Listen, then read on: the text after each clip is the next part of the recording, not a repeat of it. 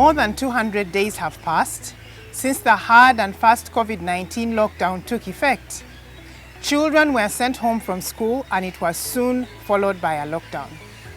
Maybe you are one of the many who are still winding their way home that night and had to park wherever you were, rush into the nearest shop, load up what you could grab and rush home as fast as you could. And there we all stayed for 3 months. 200 or so days on and 1.2 million final year students in primary, secondary and tertiary institutions, we hope, return to school to pack a year's learning into half a year. 13.8 million children remain at home until May 2021, and it all goes to plan.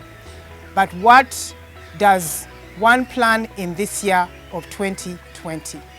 Last year, Crane's 193 schools, churches and non-governmental organizations supported at least 99,572 children on a regular basis. The impact of lockdown has pushed our boundaries to the limit to each and any of the children that we could reach. Crane's director, Faith Kembabazi, took just 2 weeks to convince the authorities that Crane was providing an emergency service and so to get some of the vehicles moving again.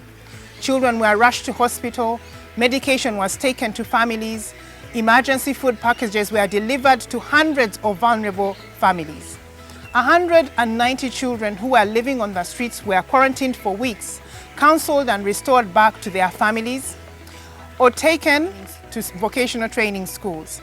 Hundreds and hundreds of child protection cases have been handled. Learning materials were delivered to thousands of homes. Thousands of families have been called to let them know there is help available and to give over the phone lessons to children who have no access to remote learning. TV and radio broadcasts were recorded. Whatever could be done was done.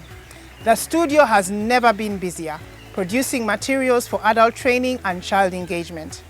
Faith's First Action has no doubt saved many lives and helped thousands of families through immensely difficult times. The dark cloud of lockdown will remain with us for a long time. We have heard of one boy with severe disabilities who was sent home to the village to be cared for. But the family in the village did not know how to care for him, and he died of bed sores. Another mother carried her epileptic child to the hospital, having failed to access medication in any other way. The child died on the way. Questions will remain in the minds of many parents, some very close to us, who have lost their children in the last 6 months, not to COVID-19, but quite possibly aggravated by the measures taken to limit the spread of the virus. This might be termed unintended consequences. But what about the children who are suffering because of willful abuse from adults? Was school or church the place for safety for them, and then lockdown put them in danger night or day? Or did the stress of the lack of a job, loss of income, hunger, or something cause the adults to crack? Crane was recently asked by the police to help pay for the medical treatment for a young girl, Sharon. She was at home when her mother accused her of stealing money from her bag. Sharon denied the accusation. That triggered the mother and the auntie to beat Sharon as they stripped her. Sharon ran away naked. The auntie began screaming behind, "Thief, thief, thief!" This is a very dangerous thing to do. A man grabbed Sharon, poured alcohol on her hands, got a matchbox and burnt both her hands. Neighbors came to Sharon's rescue, whilst the mother and that man took off. The mother is now in custody, charged with aggravated torture. The police are still searching for the man and the auntie. Sharon is currently being cared for by a loving family in the community as they search for a new home for her. We wish we could stop every case of abuse, but we can't. We can't give ideas for what we could give. We can give ideas for what we could have done to give the children more opportunities. We can edit and write reports. We can review documents. We can prepare requisitions, write proposals, make training videos, encourage staff in their daily tasks. Pray for us. and encourage us. Sometimes, often, it feels like it's not enough. That is why we need to work together for children.